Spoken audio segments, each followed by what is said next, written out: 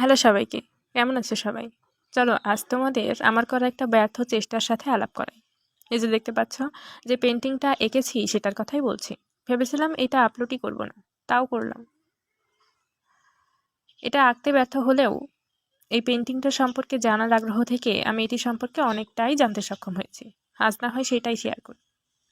এই পেন্টিংটার নাম the stereo night. চিত্রশিল্পী ভ্যান গগ এটি এঁকেছিলেন। তার পুরো নাম ভিনসেন্ট উইলিয়াম ভ্যান গগ। তিনি জীবনের অধিকাংশ সময় আর্থিক সংকটে ছিলেন এবং মানসিক সমস্যায় ভুগছিলেন। চিত্রকার হিসাবে নিজেকে পরিচয় করিয়ে দেওয়ার আগে নানা ধরনের কাজে জড়িত ছিলেন তিনি। বলা বাহুল্য, কোনোটিতেই নিজেকে মেলে ধরতে পারেননি তিনি। 1880 সালে থিও মানে তার ছোট ভাইকে লেখা চিঠিতে সর্বপ্রথম তিনি নিজেকে চিত্রকার হিসাবে উপস্থাপন করেন। জীবনের 27 বছর বয়সে এসে ছবি আঁকা শুরু করেন ভ্যান গগ। অনেক দেরিতে ছবি আঁকা শুরু করলেও পরবর্তীতে ছবির পেছনে অনেক সময় দিয়েছিলেন তিনি। ভ্যান গগ তার জীবনে এঁকেছেন প্রায় 2100টি ছবি। বেশিরভাগ ছবির কাজই সম্পূর্ণ করেছিলেন নিজের জীবনের শেষ 2 বছরে।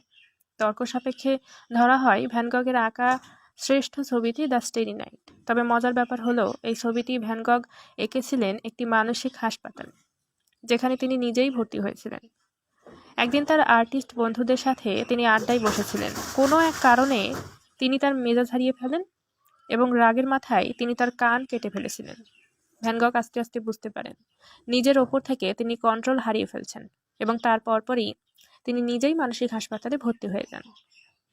বলা হয়ে থাকে ছবিটি ছিল ভ্যান গগের বিছানার পাশের জানালা দিয়ে দেখতে পাওয়া রাতের দৃশ্য। 1941 সাল থেকে এই ছবিটি মেট্রোপলিটন আর্টস মিউজিয়ামে সংরক্ষিত রয়েছে। ভ্যান গগ তার চিত্রকর্মে উজ্জ্বল রং ব্যবহার করতেন। জীবদ্দশায় তিনি মাত্র একটি চিত্রকর্ম বিক্রি করতে পেরেছিলেন, কিন্তু মৃত্যুর পর তার কাজ বিশ্বব্যাপী প্রশংসিত হয়। আজ তাহলে এখানেই শেষ করছি। আসছি।